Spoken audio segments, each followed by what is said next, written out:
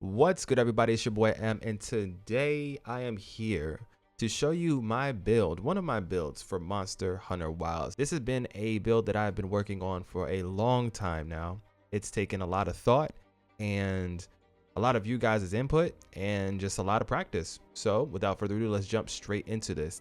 All right, guys, now this is going to be my build. This is a work in progress. If you're a veteran out there and you can give me any pointers, any tips, and help me push this build to the next level, I am all ears. There's people out there that's been playing Monster Hunter for a long time and they just know these things ins and outs, and that's not me.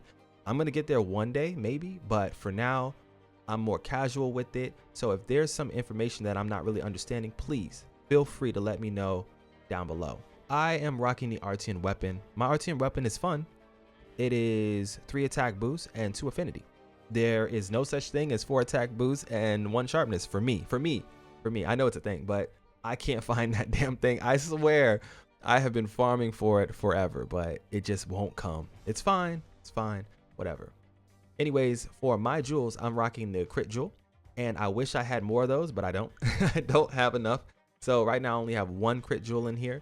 And I'm rocking the flight and handicraft jewel because as a IG user, you must have flight in there. When people start smacking you around while you're jumping and you don't get up and you get smashed and then you die, you're gonna be screaming. So flight is great. Handicraft is just some more sharpness. Why not? And then crit status. This for me personally is something that I really enjoy, and you're gonna see the synergy with that in my build as we move forward. So let me cook.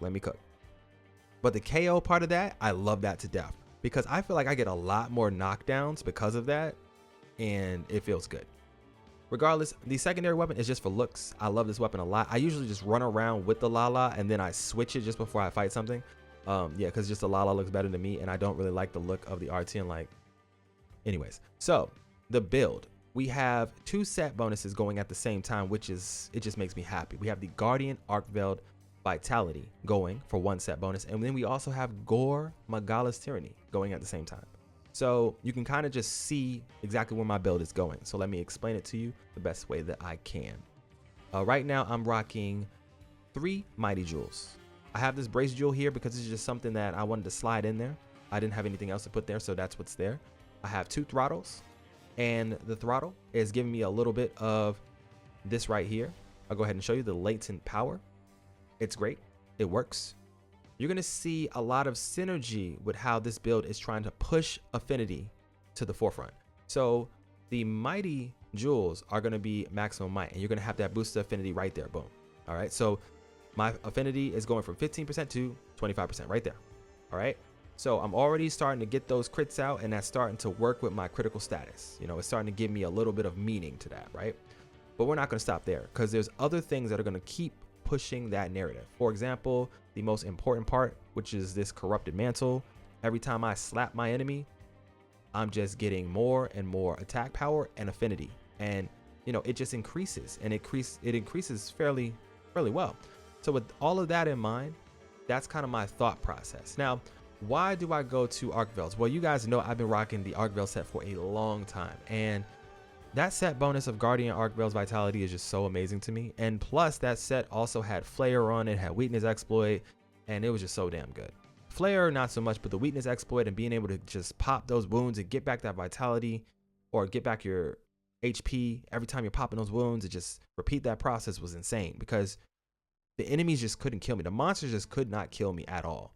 And I had great survivability with the set, but my time to kill was long. It took me about 8-9 minutes, 10 minutes. And I wanted to really speed that process up. So I finally retired 3 pieces of the set, and I grabbed the Gore set so that I could start tapping into Gore Magalas Tyranny. That is going to give us something special. All right.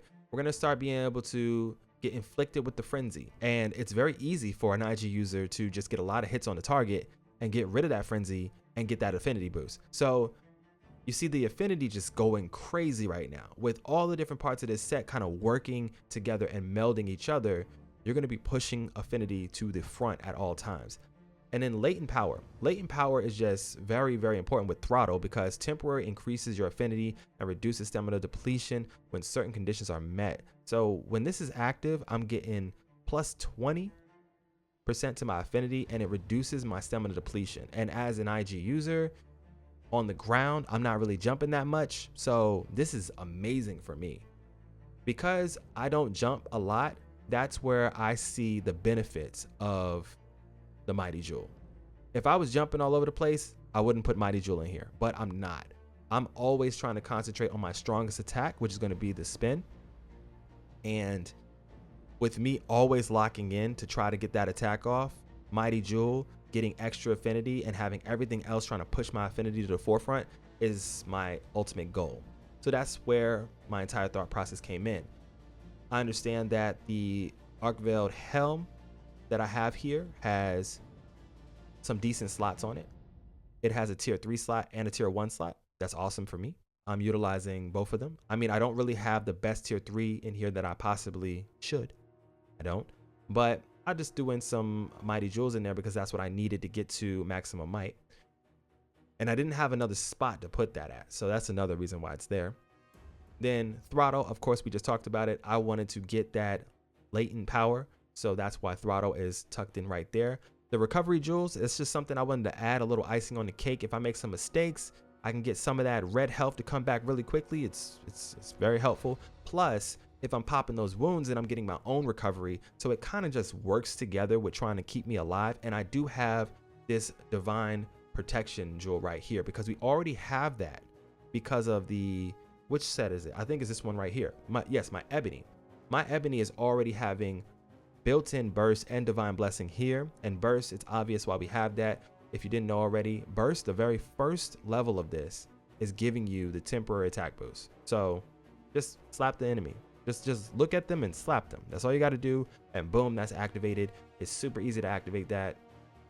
You're loving life. Just slap them. One on first hit, gain a small temporary attack and element boost, replaced by a large boost after the 5th hit. And with this weapon, we're slapping a lot of hits. Like 5 hits is easy. 1 slap is just too simple. So there's no reason not to exploit that in burst. But to get the most out of that, I wish I had more slots so I could put the correct jewels in there, but I just don't have it. So it is what it is. This is the setup. It's very simple. It's going to keep you alive. It has a lot of survivability. Its kill times on some of the harder monsters is like about 4 to 5 minutes. That's it. And I think that's pretty damn good for me personally. If you know to fight very well, about 5 minutes, 4 minutes is my fastest time so far on Arkveld. And I was locked in when I did that. I'm not going to hold you. I was really locked in. I've only ever done that once. Usually it's about 5-6 minutes for me for Arkveld. For other things, it's like 2 minutes, maybe even faster than that. Probably like a minute and 30. It's a great set. It's very fun. But you guys take a look at this. Let me know down in the comment section below. What do you feel about it? Do you think I should switch a different jewel in a different slot? Or do you think I should just trash this and try to really level up and try to get to more, I guess you would say, speedrunner type status? I don't know. For me personally, this is doing everything that I needed to do. I didn't talk about my talisman, but I'll go ahead and do so. Weakness exploit is locked in on the talisman. I didn't really know of a talisman that I was interested in, and just to try to get to those weak points so that I can guarantee that I'm popping those wounds, this is where I'm getting it from. So this is the fastest way for me, which it's already too damn easy for an IG user to get wounds. Like, we spread wounds all over the enemy extremely quickly, just naturally through gameplay. So the exploiter charm is just capitalizing on our ability to already inflict wounds on the enemy, and I love life. That's going to be my assessment of my own build. I hope you enjoyed this one. I hope you might have learned something if you didn't already know it. And I can't wait to see you guys in the next video. I can't wait to see what you guys feel about this build. So let me know down in the comment section below. But that's going to be all for today. It's your boy, MSensei. If you like what I do here on the channel, you know what to do. Smash that like button. Consider subbing, and I'll see you in the next video.